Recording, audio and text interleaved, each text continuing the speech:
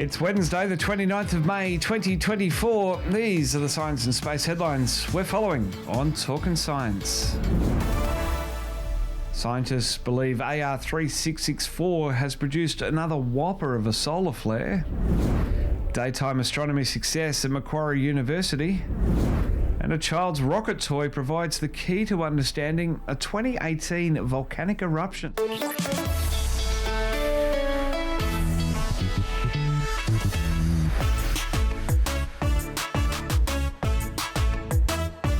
This is Trek Zone's Talkin' Science.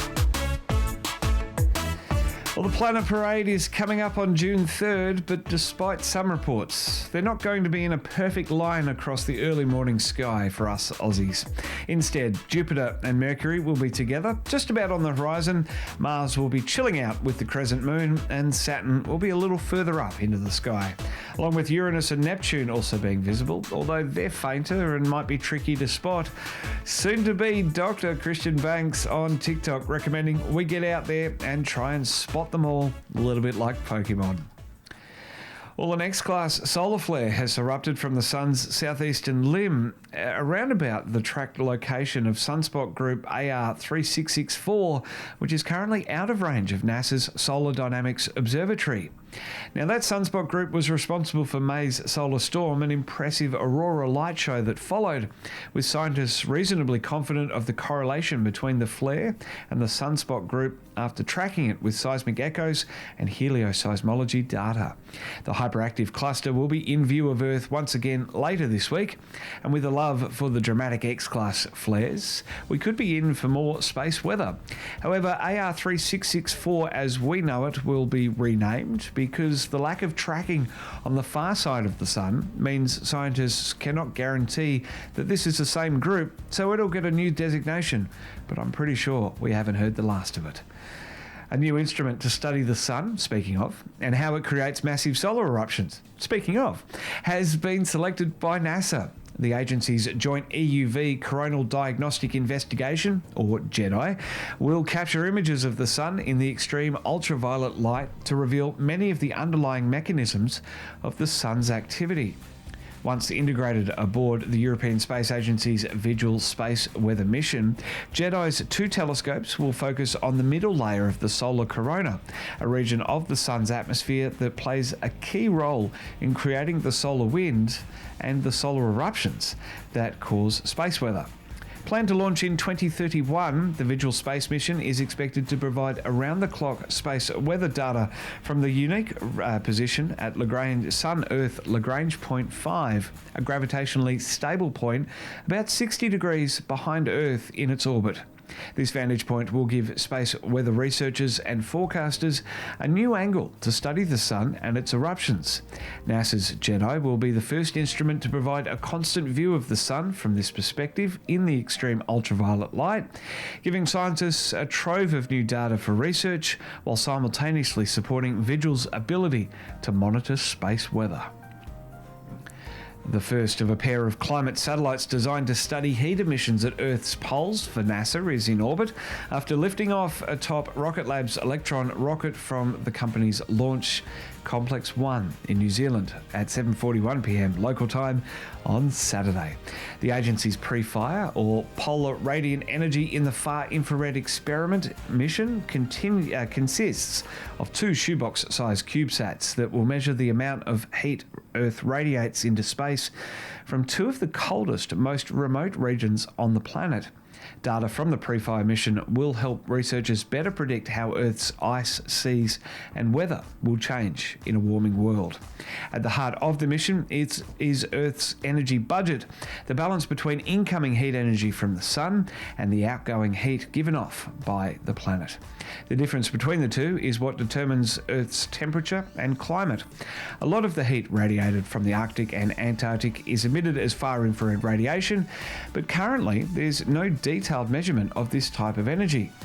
Now, the water vapor content of the atmosphere, along with the presence, structure, and composition of clouds, influences the amount of far infrared radiation that escapes into space, and with data collected from PREFIRE aiming to give researchers information on where and when that energy radiates, we can better understand what's going on.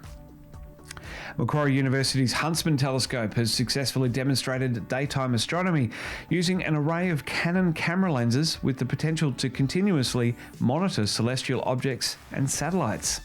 This unique array of 10 camera lenses, originally designed for ultra-sensitive night sky observations, can accurately measure stars, satellites and other targets even when the sun is high overhead.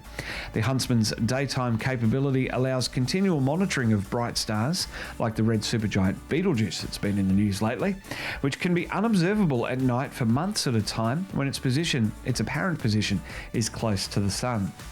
The study also has significance in the rapidly expanding field of space situational awareness, the close monitoring of the ever-growing population of satellites, space debris, and other artificial objects orbiting Earth. Volcanic activity on Venus is ongoing and similar to that of Earth, according to new international research published in Nature Astronomy. Researchers analysed 2 sets of data from radar images taken in 1990 and 92 and found that changes on the planet's surface which were likely caused by fresh lava flows. While researchers have known for some time that Venus was volcanically active as recently as 2.5 million years ago, this new evidence supports the idea that volcanic activity is still widespread. David Salkanis and colleagues analysed the 2 sets of radar telemetry from the Magellan missions to look for evidence of volcanic activity, and they found surface changes that could indicate volcanism in the two areas where volcanic-related features are present. That is, the western flank of Sif Mons and in the western Niobe Planitia. After analysing the various possible sources, Salkanis and colleagues suggest that these variations were likely caused by fresh lava flows.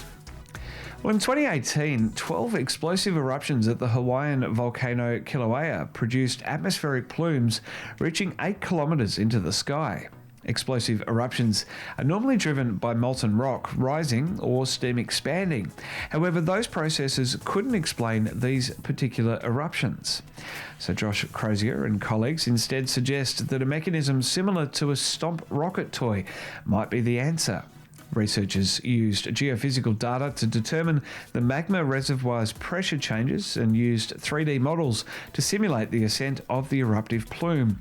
Crozier and colleagues suggest that observations of the eruptions are consistent with the collapse of the magma reservoir, suddenly increasing the pressure of gas trapped in the chamber and leading to the explosive eruption. Well, Trexo membership gets you in first releases and first details. Sign up today and get early access to the 21st anniversary celebration and behind-the-scenes goss on the 2024 Trexo Fan Film Awards, presented by Mentioning Trekkie Mentions. Facebook, Instagram, X, TikTok and YouTube Shorts all have podcast highlights, especially Talkin' Science, so find us where you are. For now, this is Talkin' Science for the 29th of May, 2024. Thanks for your company.